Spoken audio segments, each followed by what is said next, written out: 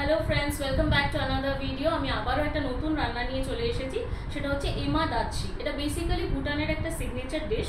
এটাকে মানে শুধু গ্রিন চিলি, রসুন আর চিজ স্লাইস দিয়ে বানানো হয়, বাট আমি এটাতে একটু নিজের টাচ দিয়েছি। আপনারা ট্রাই করে দেখবেন, এটা খুব ভালো লাগে। তো রান্নাটা কিভাবে হচ্ছে সেটা আমরা দেখে নিই, চলো। ইমা দাচ্ছি এটা ভুটানের একটা সিগনেচার ডিশ। তো এটা আমি আজকে বানাবো। এটা আমি নিজের একটু মানে কাস্টমাইজেশন করেছি, আপনারাও চাইলে করতে পারেন, এটা খেতে খুব ভালো হয়। তো প্রথমেই আমাদের লাগছে আলু। একটা আলু আমি এরকম করে কেটে নিয়েছি, একটা টমেটো আমি এরকম করে কেটে নিয়েছি স্লাইস করে, একটা পেঁয়াজও আমি স্লাইস করে কেটে নিয়েছি, 7 থেকে 8টা রসুনের কোয়া আমি জাস্ট স্লাইস করে নিয়েছি, 4টে কাঁচা লঙ্কা এরকম 2 টুকরো করে নিয়েছি, আর 2টো কিউব চিজ। আপনারা যে কোনো চিজ স্লাইসও ইউজ করতে পারেন। আর লাগছে অবশ্যই আমাদের 1 কাপ, এই কাপের 1 কাপ দুধ, নর্মাল টেম্পারেচারে রাখা দুধ। সো এই রান্নাটা বেসিক্যালি হয় চিজ, রসুন আর লঙ্কা কুচি দিয়ে। এটা একটা গ্রেভি মতন, ক্রিমি গ্রেভি হয়। তো আমি এখানে আমাদের যেহেতু একটু ইন্ডিয়ান টাচটা দেওয়ার চেষ্টা করেছি, তাই আমি এইগুলো অ্যাড করেছি। আর এরপরে আমি এটা বানাতে একটু সাদা তেল লাগবে, নুন তো অবশ্যই লাগছে, আর বাকি কি কি সিজনিং আমি দিচ্ছি গ্রেভিটা হয়ে যাওয়ার পর সেটা আমি আপনাদের হওয়ার পরে দেখিয়ে দেবো। তো দেখা যাক আমাদের রান্নাটা কিভাবে হচ্ছে। কড়াইটা আমি গরম হতে দিয়ে দিয়েছি, গরম হয়ে গেছে। এবার এখানে কিছুই না, জাস্ট একদম অল্প কড়াইটাকে ব্রাশ করার মতন একটু সাদা তেল দিয়ে দেবো, খুব বেশি লাগবে না, এইটুকু তেলেই হয়ে যাবে। এটা এবার ব্রাশ হয়ে গেলে আমি ভেজিটেবলসগুলো একে একে দিয়ে দেবো। প্রথমে আমি রসুনটা দিয়ে দিচ্ছি, তারপরে আমি দিয়ে দিচ্ছি কাঁচা লঙ্কা। এবার আমি পেঁয়াজটা দিয়ে দেবো,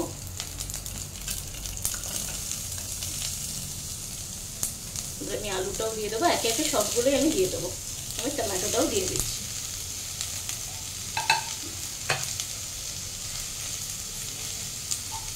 এবার এটা একটু সতে করে নেওয়ার পর এটার মধ্যে আমি নুন দিয়ে জল ঢেলে দেবো।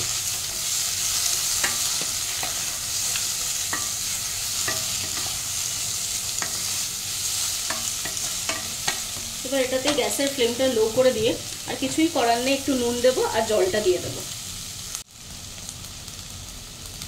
নুন দিয়ে দিচ্ছি, এই চামচের 1 চামচ নুন দিলাম।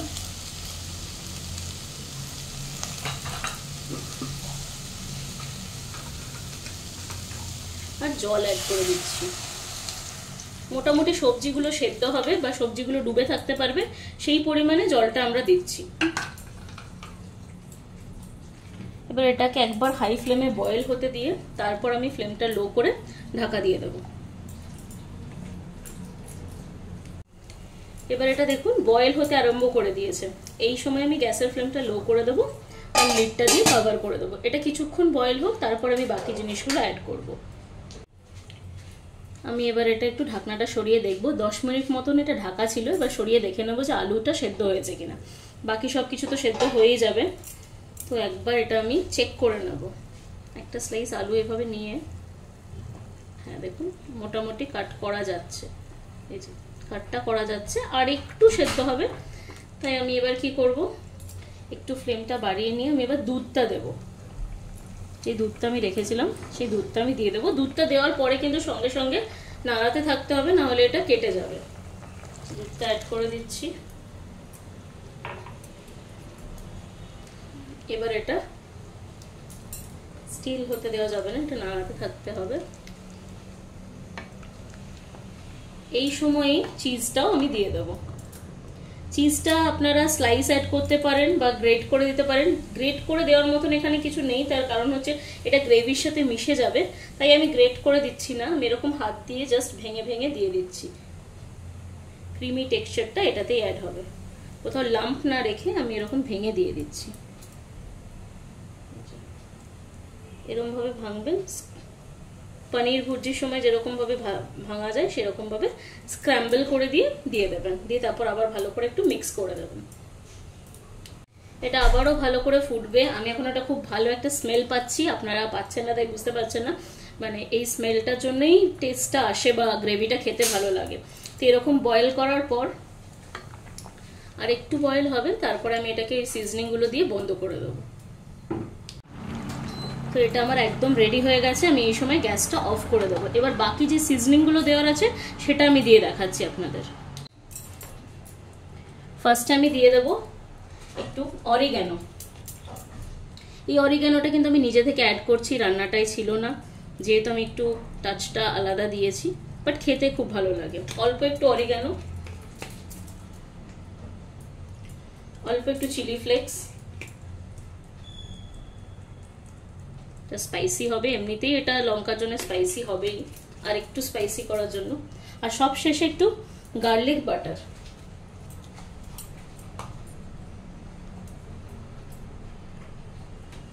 এই জিনিসগুলো টোটালি অপশনাল, বাট আমি এটা অ্যাড করছি, একটুখানি আমি অ্যাড করে দিলাম গার্লিক বাটারটা। ব্যাস, আর কিছু করার নেই, রান্নাটা একদম রেডি। তো এমা দাচ্ছি আমাদের একদম রেডি। এবার এটা প্লেন স্টেম রাইসের সাথে আপনারা খান, খুব ভালো লাগবে খেতে, ভীষণই ভালো খেতে হয়। তাহলে আপনারা দেখলেন আমি রান্নাটা কিভাবে বানালাম, আপনারা বাড়িতেই সেম ভাবে ট্রাই করবেন। আপনারা চাইলে আরো অন্য ভেজিটেবলস দিতে পারেন নিজের ভালো লাগার হিসেবে, তো সেটাতেও খেতে খারাপ লাগবে না। আমাকে সবাই কমেন্ট করে জানাবেন কেমন হয়েছে রান্নাটা। আমার চ্যানেলটাকে লাইক করবেন, শেয়ার করবেন, সাবস্ক্রাইব করবেন, আর নিজের ফ্রেন্ডস আর রিলেটিভস এর মধ্যে অনেক বেশি শেয়ার করে দেবেন। সবাই খুব ভালো থাকবেন, সুস্থ থাকবেন, বাই বাই।